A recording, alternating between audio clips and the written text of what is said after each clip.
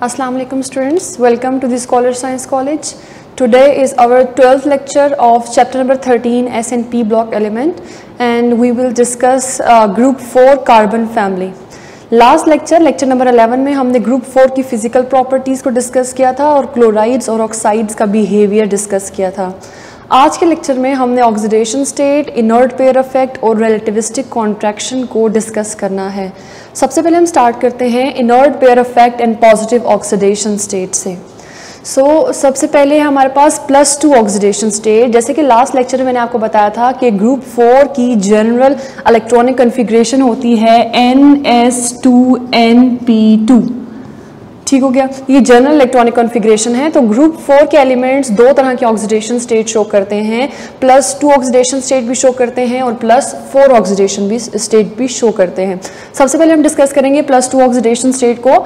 When only 2 Np electrons from the NS2Np2 configuration are lost we get the element in +2 oxidation state.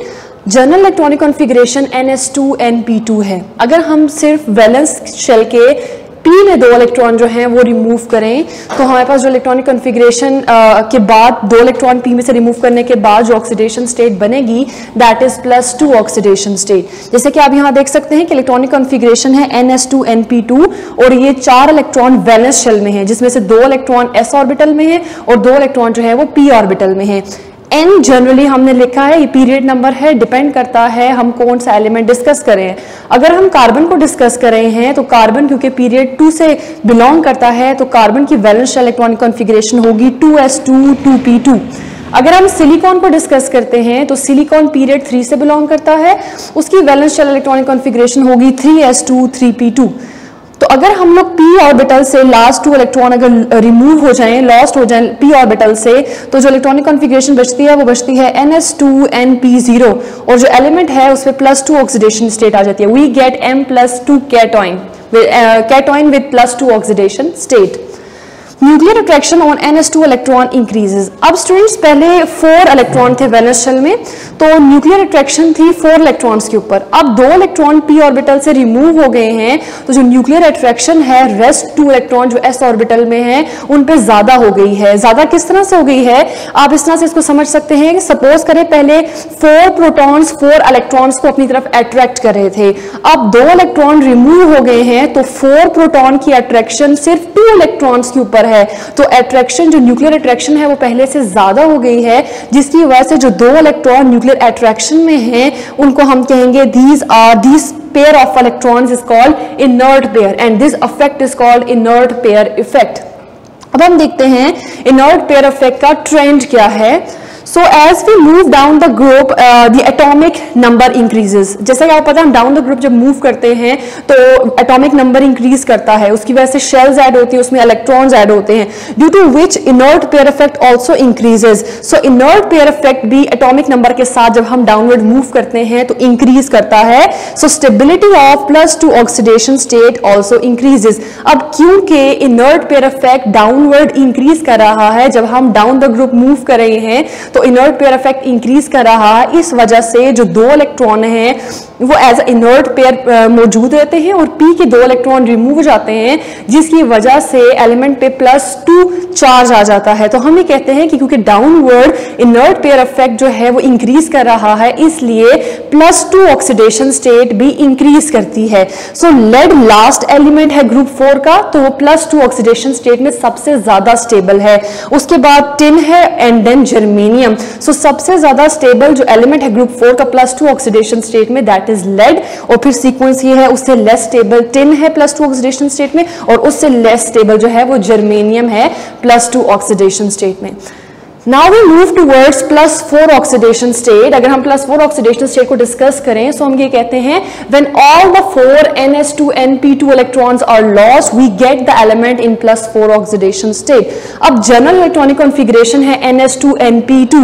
अगर 4 के 4 valence shell से electron remove हो जाते हैं, p के 2 electron भी रिमूव हो जाते हैं और s के 2 इलेक्ट्रॉन भी रिमूव हो जाते हैं, तो एलिमेंट जो है उसकी जो ऑक्सीडेशन स्टेट बनती है दैट इज +4 और हमें M+4 4 कैटोइन मिलता है। ठीक हो गया। अब यहाँ पे आप देखें इलेक्ट्रॉनिक कॉन्फ़िगरेशन को, that is NS2NP2 after removal of 4 electron, 4 electron निकलने के बाद इलेक्ट्रॉनिक कॉन्फ़िगरेशन बन जाती है NS0NP0 और जो एलिमेंट है उस पे +4 चार्ज आ जाता है। इसका मतलब है अब एलिमेंट की जो ऑक्सीडेशन स्टेट है वो +4 है। So there is no inert pair effect in +4 oxidation state. जब एलिमेंट 4 के 4 इलेक्ट्रॉन लूज कर देता है तो अब यहाँ पे कोई इनर्ट पेयर इफेक्ट नहीं है, कोई पेयर ऑफ इलेक्ट्रॉन नहीं बचा। S के भी इलेक्ट्रॉन रिमूव हो गए हैं 2 और P के इलेक्ट्रॉन भी रिमूव हो गए हैं। तो हम ये कहते हैं कि +4 ऑक्सीडेशन स्टेट में कोई इनर्ट पेयर इफेक्ट नहीं होता।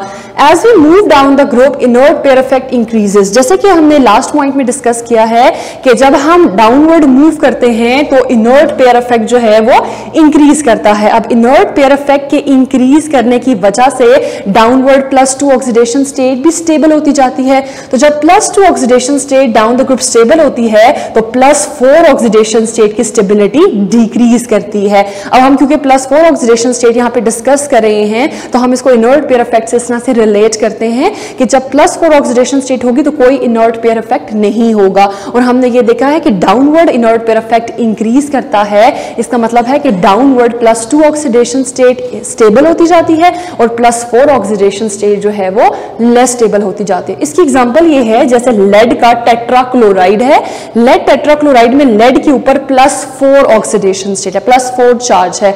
सो लेड टेट्राक्लोराइड जो है वो लेस स्टेबल होता है क्योंकि लेड लास्ट एलिमेंट है और that is PbCl2। So lead is the last element and क्योंकि लास्ट एलिमेंट पे जब हम मूव करते जाते हैं तो +2 ऑक्सीडेशन स्टेट स्टेबल होती जाती है। तो लेड का जो +4 ऑक्सीडेशन स्टेट में टेट्राक्लोराइड है वो अनस्टेबल है। तो रूम टेम्परेचर पे ये डिकम्पोज हो जाता है और कन्वर्ट हो जाता है into lead 2 chloride that is PbCl2। अब PbCl2 में लेड के ऊपर +2 ऑक्सीडेशन स्टेट है तो जो लेड का 2 क्लोराइड है that is stable at room temperature. अब यहाँ पे हमारे पास एक ग्राफ है और इस ग्राफ में हम +2 और +4 ऑक्सीडेशन स्टेट की रिलेटिव स्टेबिलिटी को कंपेयर करते हैं। अब यहाँ पे देखिए y एक्सिस पे मैंने रिलेटिव स्टेबिलिटी ली है ऑक्सीडेशन स्टेट की +4 और +2 की और x एक्सिस पे मैंने एलिमेंट को रिप्रेजेंट किया carbon, silicon, germanium, tin and lead. अगर आप सबसे पहले इस ग्राफ को देखें तो +4 ऑक्सीडेशन स्टेट को सबसे पहले देखें तो पहला एलिमेंट है कार्बन। तो कार्बन में +4 ऑक्सीडेशन स्टेट सबसे ज्यादा स्टेबल है। ये रिलेटिव स्टेबिलिटी, ये जो y एक्सिस है ये रिलेटिव स्टेबिलिटी को रिप्रेजेंट कर रहा है। तो कार्बन में जो +4 ऑक्सीडेशन स्टेट है वो सबसे ज्यादा स्टेबल है और जैसे हम ऑनवर्ड कार्बन से सिलिकॉन, जर्मेनियम और टिन पे मूव करते जा रहे हैं तो +4 ऑक्सीडेशन स्टेट लेस स्टेबल होती जा रही है। ठीक है, जब हम लेड तक पहुंचते हैं तो +4 ऑक्सीडेशन स्टेट लेस स्टेबल हो जाती है।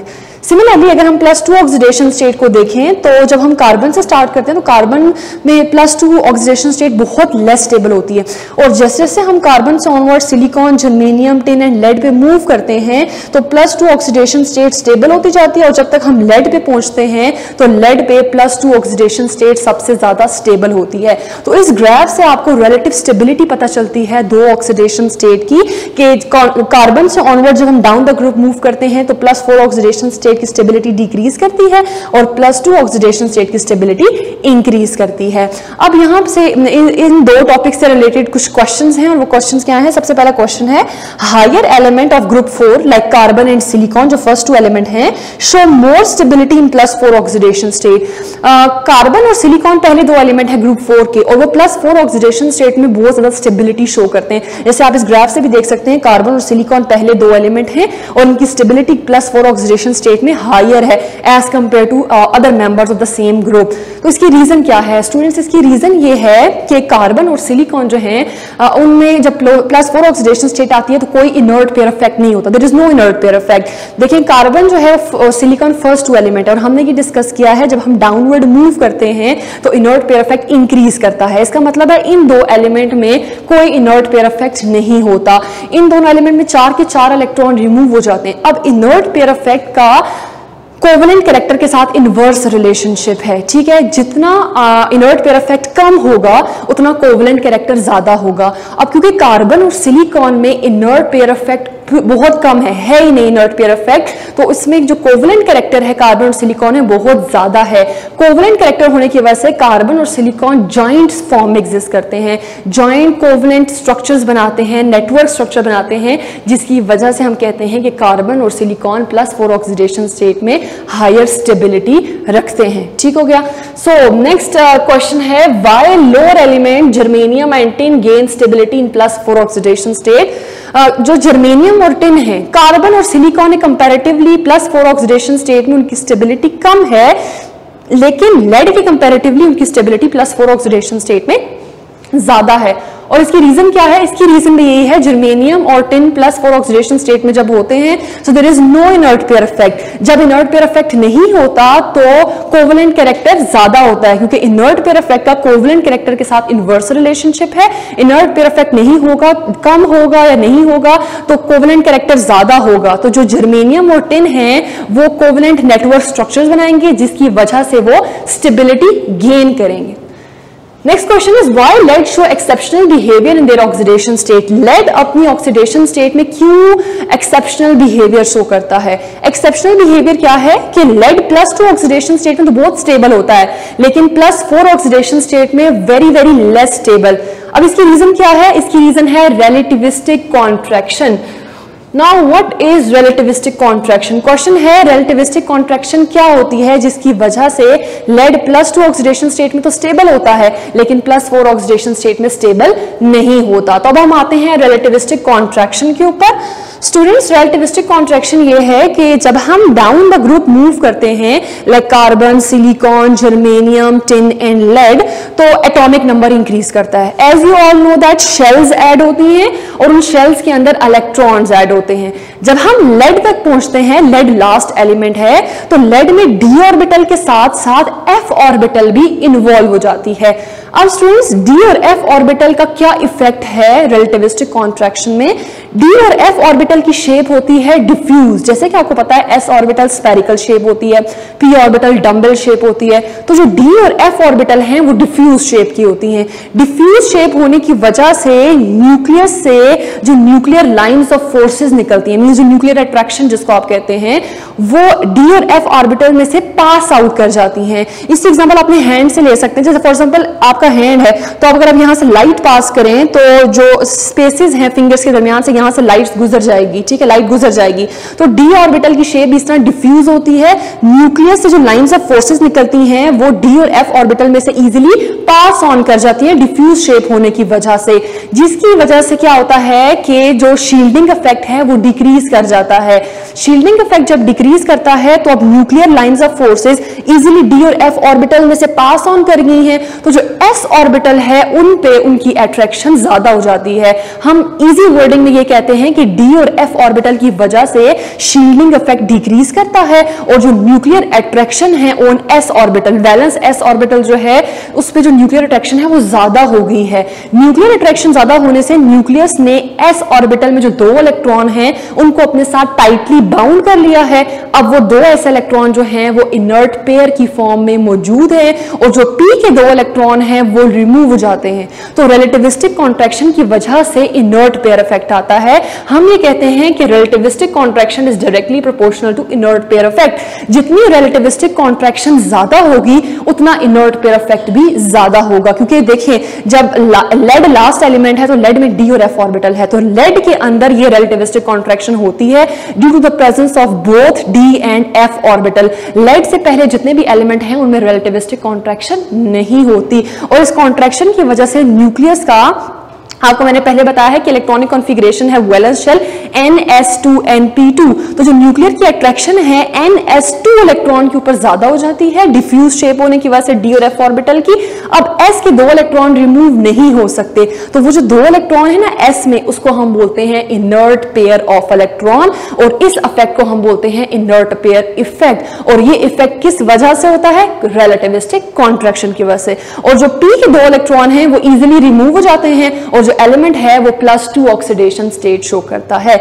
इसलिए क्योंकि लेड में ये रिलेटिविस्टिक कॉन्ट्रैक्शन हो रही है, तो लेड में एक जो इनर्ट पेयर ऑफ इलेक्ट्रॉन है वो मौजूद होता है और लेड +2 ऑक्सीडेशन स्टेट शो करता है, और +2 ऑक्सीडेशन स्टेट में स्टेबल होता है और +4 ऑक्सीडेशन स्टेट में लेस स्टेबल है। अगर रूम टेम्परेचर में हम लेड के टेट्राक्लोराइड को रखते हैं तो वो अनस्टेबिलिटी की वजह से डिकम्पोज हो जाता है और कन्वर्ट हो जाता है लेड के डाइक्लोराइड में, और साथ में क्लोरीन गैस इवॉल्व हो जाती है।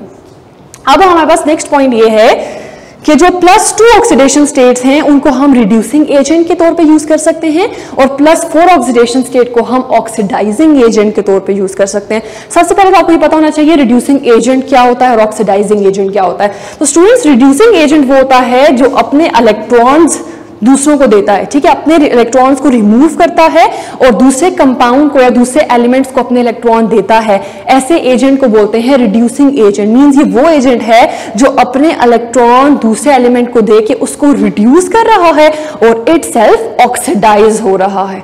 तो हम जर्मेनियम की अगर एग्जांपल देखें तो जर्मेनियम +2 ऑक्सीडेशन स्टेट के अंदर लेस स्टेबल होता है और +4 ऑक्सीडेशन स्टेट के अंदर मोर स्टेबल होता है। तो हम इसकी इन दोनों स्टेट्स को यूज करते हैं as oxidising and reducing agent. वो किस तरह से यूज करते हैं?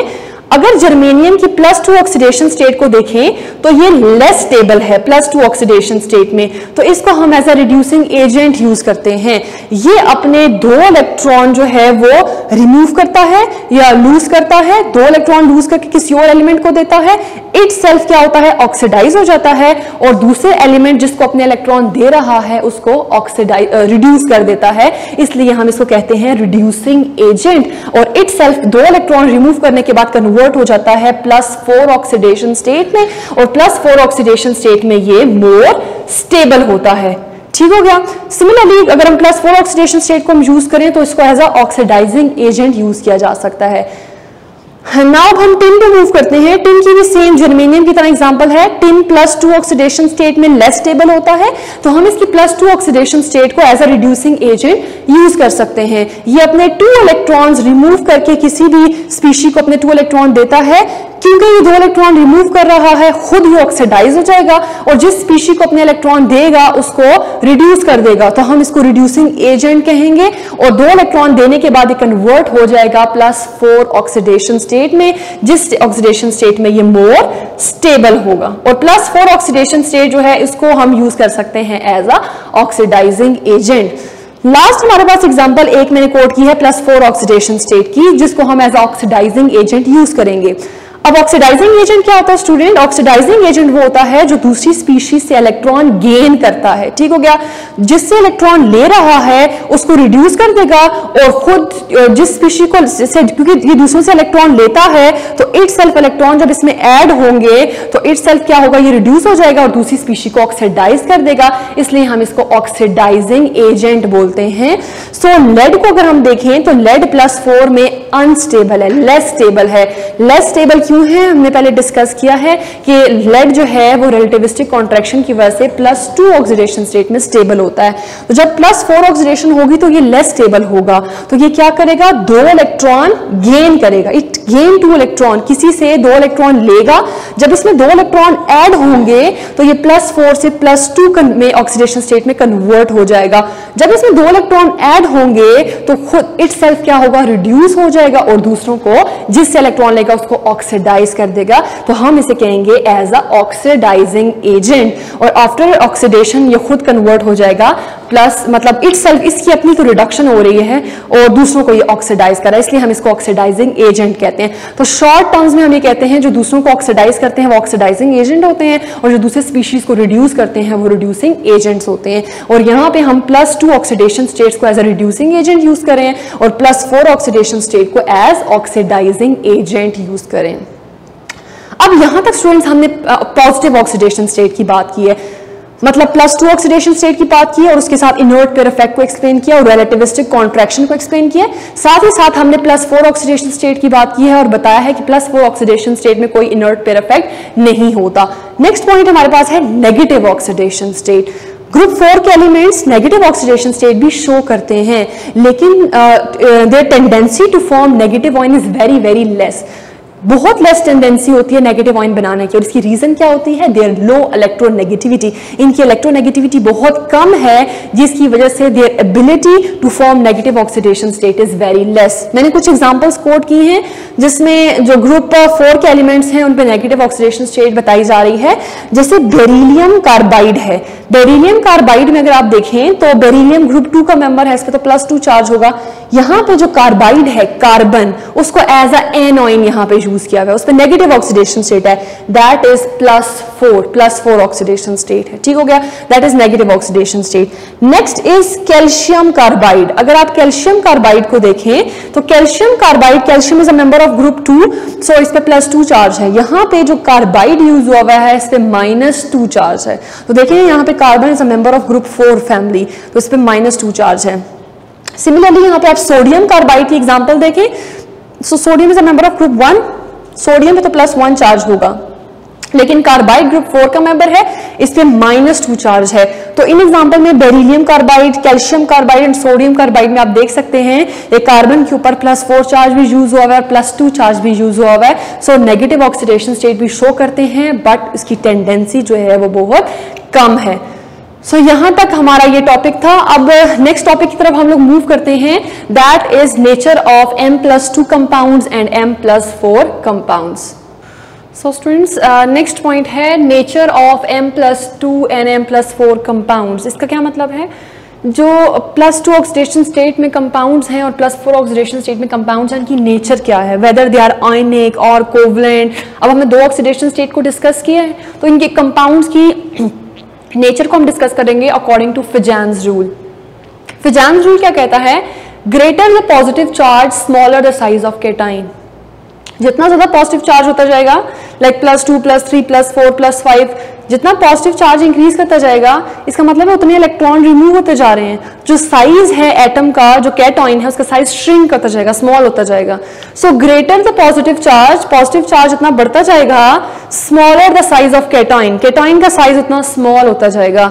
और जितना कैटाइन का साइज स्मॉल होगा वो कोवलेंट कंपाउंड्स बनाएगा। ठीक हो गया, इसका मतलब है कि जो इस ग्रुप 4 फैमिली में जो एलिमेंट्स +4 ऑक्सीडेशन स्टेट शो करते हैं उनका स्मॉल साइज है और वो कोवलेंट कंपाउंड्स बनाते हैं। फिजेंस रूल का सेकंड पॉइंट ये है, लेस द पॉजिटिव चार्ज जितना कम होगा, इसका मतलब उतने ही कम इलेक्ट्रॉन रिमूव हुए हैं। So large the size of cation, cation का साइज उतना ही बड़ा होगा, और जितना कैटाइन का साइज बड़ा होगा so it forms ionic compound, वो आयनिक कंपाउंड्स बनाएगा। इसकी एग्जांपल हम देखते हैं, जैसे कि हमारे पास M+4 आयन है और M+2 आयन है। यहाँ पे हमने 2 ऑक्सीडेशन स्टेट को डिस्कस किया ना, +4 ऑक्सीडेशन स्टेट को डिस्कस किया और +2 ऑक्सीडेशन स्टेट को डिस्कस किया।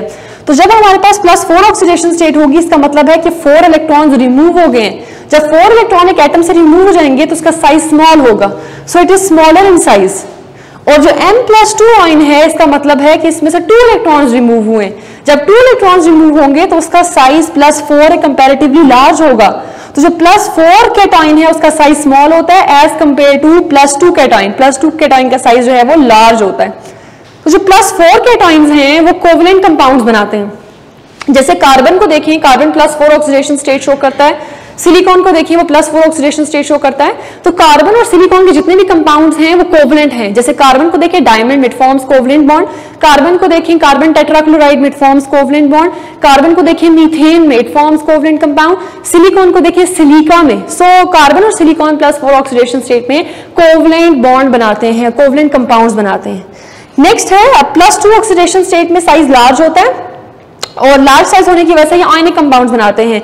जैसे लेड को देखिए +2 ऑक्सीडेशन स्टेट में, लेड में भी इनर्ट पेयर इफेक्ट है तो ये +2 ऑक्सीडेशन स्टेट शो करता है और लार्ज साइज का है as compared to +4 oxidation state. Large size होने की वजह से ये आयनिक कंपाउंड बनाता है। तो जो लेड का कंपाउंड है lead chloride PbCl2, that is ionic in nature, it is solid, it is white solid and have high melting boiling point, it is hard. ठीक हो गया, सो +2 ऑक्सीडेशन स्टेट होने की वजह से ये लार्ज साइज का है और आयनिक कंपाउंड बनाता है। ठीक हो गया।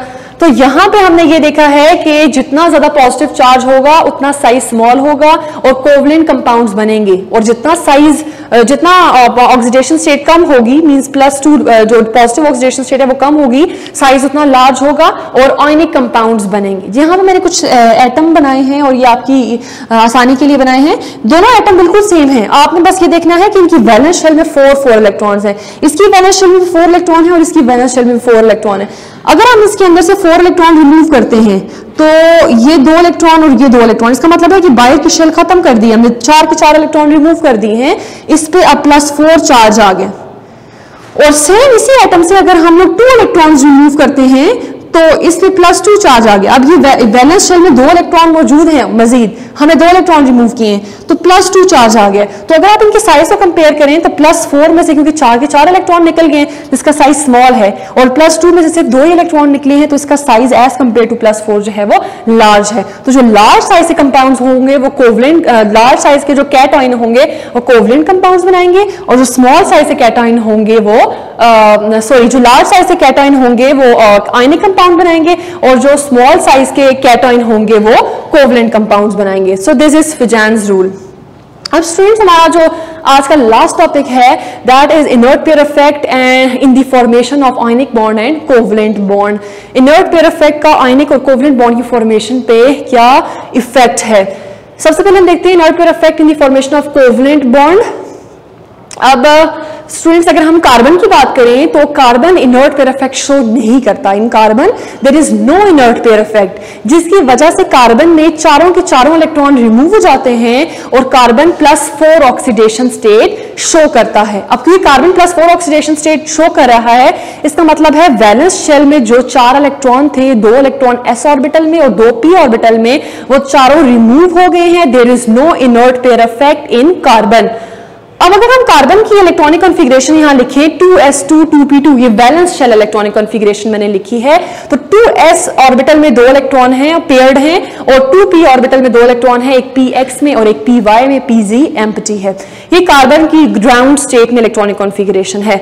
अब क्योंकि कार्बन जो है उसमें इनर्ट पेयर इफेक्ट नहीं है, कोई रिलेटिविस्टिक कॉन्ट्रैक्शन नहीं है, तो कार्बन में जो 2s और 2p ऑर्बिटल है इसके दरमियान एनर्जी गैप कम है। कार्बन जब हाइड्रोजन के साथ या क्लोरीन के साथ या किसी भी एलिमेंट के साथ 2 बॉन्ड्स बनाता है 2 इलेक्ट्रॉन्स को शेयर करके, तो जो बॉन्ड एनर्जी मींस जो एनर्जी बॉन्ड बनने से रिलीज होती है वो इनफ होती है to move an electron from 2s orbital to 2p orbital. तो कार्बन जो है वो हाइब्रिडाइज की 4 जो ऑर्बिटल हैं 2s और 2p, ये चारों ऑर्बिटल हाइब्रिडाइज होती हैं और हाइब्रिडाइज होने के बाद sp3 हाइब्रिडाइजेशन से 4 कोवलेंट बॉन्ड बनाती हैं, 4 कोवलेंट बॉन्ड बनाती हैं। तो हम ये देखते हैं क्योंकि कार्बन में कोई इनर्ट पेयर इफेक्ट नहीं है, तो इनर्ट पेयर इफेक्ट ना होने की वजह से ये कोवलेंट बॉन्ड बना रहा है और कोवलेंट कंपाउंड्स बना रहा है। और जैसे कि मैंने पहले डिस्कस किया है, इनर्ट पेयर इफेक्ट का जो आयनिक कोवलेंट कैरेक्टर है उसके साथ इनवर्स रिलेशनशिप है।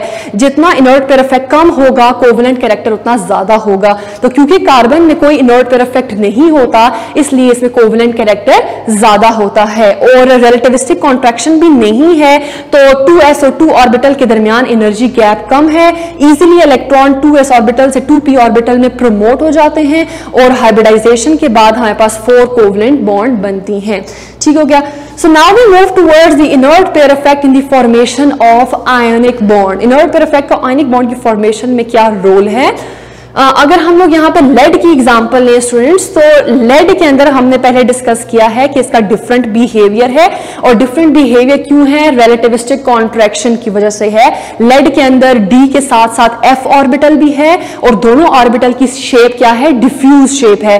डिफ्यूज शेप होने की वजह से जो न्यूक्लियर लाइंस ऑफ फोर्सेज हैं वो इजिली पास ऑन कर जाती हैं इन ऑर्बिटल से, और शील्डिंग इफेक्ट डिक्रीज कर जाता है। शील्डिंग इफेक्ट कम होने की वजह से जो वैलेंस s ऑर्बिटल है उस पे न्यूक्लियर की अट्रैक्शन पहले से ज्यादा बढ़ जाती है, और वो जो 2 इलेक्ट्रॉन s में है न्यूक्लियस उसको टाइटली बाउंड कर लेता है, और उस इलेक्ट्रॉन पेयर को हम कहते हैं इनर्ट पेयर ऑफ इलेक्ट्रॉन। और सिर्फ p के 2 इलेक्ट्रॉन रिमूव होते हैं और ये सिर्फ +2 ऑक्सीडेशन स्टेट शो करता है, जिसका मतलब है कि लेड जो है इसमें रिलेटिविस्टिक कॉन्ट्रैक्शन होने की वजह से इनर्ट पेयर इफेक्ट जो है वो ज्यादा है, ग्रेटर इनर्ट पेयर इफेक्ट ये शो करता है। अब स्टूडेंट्स पॉइंट ये है कि रिलेटिविस्टिक कॉन्ट्रैक्शन की वजह से क्या इफेक्ट पड़ता है, रिलेटिविस्टिक कॉन्ट्रैक्शन की वजह से जो एनर्जी गैप है between 6s orbital and 6p orbital वो इंक्रीज कर जाता है, ग्रेटर हो जाता है। रिलेटिविस्टिक कॉन्ट्रैक्शन की वजह से इन दो ऑर्बिटल के दरमियान जो एनर्जी गैप है वो ज्यादा हो जाता है, और इस एनर्जी गैप के ज्यादा होने से क्या होता है, लेड, अगर सपोज ये जो दो इलेक्ट्रॉन है लेड के 6p में, अगर लेड कार्बन के साथ बॉन्ड बनाता है या हाइड्रोजन के साथ बॉन्ड बनाता है तो उस बॉन्ड फॉर्मेशन से जो एनर्जी रिलीज होगी वो इनफ नहीं होती for the promotion of electron from 6s orbital to 6p orbital. ठीक है, रिलेटिविस्टिक कॉन्ट्रैक्शन की वजह से एनर्जी गैप दोनों ऑर्बिटल में बढ़ गया है। अब लेड अगर दो बॉन्ड बनाता है कार्बन के साथ या क्लोरीन के साथ या हाइड्रोजन के साथ, तो जो एनर्जी रिलीज होती है that is not enough for the promotion of electron from 6s orbital to 6p orbital, जिसकी वजह से इलेक्ट्रॉन 6s ऑर्बिटल से 6p ऑर्बिटल में प्रमोट नहीं हो सकते, और जो दो इलेक्ट्रॉन 6s ऑर्बिटल में हैं वो पेयर की फॉर्म में एग्जिस्ट करते हैं, और इस पेयर ऑफ इलेक्ट्रॉन को हम कहते हैं इनर्ट पेयर। और इसकी रीजन क्या है, रिलेटिविस्टिक कॉन्ट्रैक्शन। ये इनर्ट पेयर यहां क्यों मौजूद है, रिलेटिविस्टिक कॉन्ट्रैक्शन की वजह से। अब जो पीछे दो इलेक्ट्रॉन हैं ये जो इलेक्ट्रॉन है ये आयनिक बॉन्ड फॉर्मेशन में हेल्प करते हैं, और इसी रीजन की वजह से लेड जो है वो आयनिक बॉन्ड बनाता है, क्योंकि उसमें इनर्ट पेयर इफेक्ट ज्यादा है, दो electron as a pair inert pair की फॉर्म में मौजूद हैं। अगर हम इसका रिलेशनशिप देखें तो रिलेशनशिप ये है, inert pair effect is directly related to ionic character and it is inversely related to covalent character. जितना इनर्ट पेयर इफेक्ट ज्यादा होगा आयनिक कैरेक्टर ज्यादा होगा, और जितना इनर्ट पेयर इफेक्ट ज्यादा होगा कोवलेंट कैरेक्टर कम होगा। अब अगर हम लोग कार्बन की बात करें तो कार्बन के अंदर, अगर हम कार्बन की बात करें तो कार्बन में इनर्ट पेयर इफेक्ट कम है, तो कार्बन में कोवलेंट कैरेक्टर ज्यादा है। अगर हम लेड की बात करते हैं तो लेड में इनर्ट पेयर इफेक्ट ग्रेटर है, तो यहां पे जो आयनिक कैरेक्टर है वो ज्यादा और कोवलेंट कैरेक्टर जो है वो कम है। इसलिए जो लेड +2 के कंपाउंड्स होते हैं वो आयनिक नेचर के होते हैं। मैंने एग्जांपल कोट की थी PbCl2, lead 2 chloride, it is ionic in nature. इसका जो मेल्टिंग बॉइलिंग पॉइंट है वो भी बहुत हाई है, हार्ड है, सॉलिड फॉर्म में एग्जिस्ट करता है। So student this is all of our today's lecture. कुछ इंपॉर्टेंट पॉइंट्स हैं जो आपको याद रखने हैं, और वो इंपॉर्टेंट पॉइंट्स क्या हैं। फर्स्ट पॉइंट है stability of +2 oxidation state increases down the group. जब हम डाउन द ग्रुप मूव करते हैं तो +2 ऑक्सीडेशन स्टेट की स्टेबिलिटी इंक्रीज करती है। जैसे carbon, silicon, germanium, tin and lead, जब हम डाउनवर्ड मूव करते हैं तो +2 ऑक्सीडेशन स्टेट स्टेबल होती जाती है। सो जो लेड है वो +2 ऑक्सीडेशन स्टेट में स्टेबल है। सेकेंड पॉइंट आपने जो याद रखना है वो ये है, stability of +4 oxidation state decreases down the group. जब हम डाउन द ग्रुप मूव करते हैं तो +4 ऑक्सीडेशन स्टेट की स्टेबिलिटी डिक्रीज करती है। इसका मतलब है कार्बन +4 ऑक्सीडेशन स्टेट में स्टेबल है, और जैसे जैसे हम नीचे मूव कर रहे हैं तो +4 ऑक्सीडेशन स्टेट लेस स्टेबल होती जा रही है। नेक्स्ट पॉइंट जो आपने याद रखते हैं वो ये है कि +4 ऑक्सीडेशन स्टेट को हम as a oxidising agent use करते हैं। +4 ऑक्सीडेशन स्टेट जब दो इलेक्ट्रॉन गेन करती है तो +2 ऑक्सीडेशन स्टेट में कन्वर्ट हो जाती है, तो इसको हम यूज करते हैं एज ऑक्सीडाइजिंग एजेंट। और जो +2 ऑक्सीडेशन स्टेट है इसको हम यूज करते हैं एज रिड्यूसिंग एजेंट, क्योंकि +2 ऑक्सीडेशन स्टेट जब दो इलेक्ट्रॉन रिमूव करती है तो +4 ऑक्सीडेशन स्टेट में कन्वर्ट हो जाती है। तो आपने याद रखना है कि +4 को आपने एज ऑक्सीडाइजिंग एजेंट यूज करना है और +2 को as a reducing agent use करना है। और लास्ट पॉइंट ये है कि inert pair effect directly proportional होता है आयनिक कैरेक्टर के, जिसमें इनर्ट पेयर इफेक्ट ज्यादा होगा आयनिक कैरेक्टर ज्यादा होगा। तो जब हम student down the group move करते हैं तो इनर्ट पेयर इफेक्ट इंक्रीज करता है, इनर्ट पेयर इफेक्ट इंक्रीज करने से आयनिक कैरेक्टर भी इंक्रीज करता है। तो जो लास्ट एलिमेंट्स हैं वो आयनिक कंपाउंड्स बनाते हैं, ठीक है, और शुरू के एलिमेंट्स जो हैं वो कोवलेंट कंपाउंड बनाते हैं, क्योंकि उनमें इनर्ट पेयर इफेक्ट कम है, इसलिए आयनिक कैरेक्टर कम और कोवलेंट कैरेक्टर ज्यादा है। तभी आप कार्बन और सिलिकॉन के जितने भी कंपाउंड्स हैं उनको कोवलेंट कंपाउंड्स हैं इनके देख सकते हैं। सो this is all of our today's lecture students. इंशाल्लाह नेक्स्ट लेक्चर में हम ग्रुप 7 हैलोजेंस को डिस्कस करेंगे। Thank you so much. Allah Hafiz.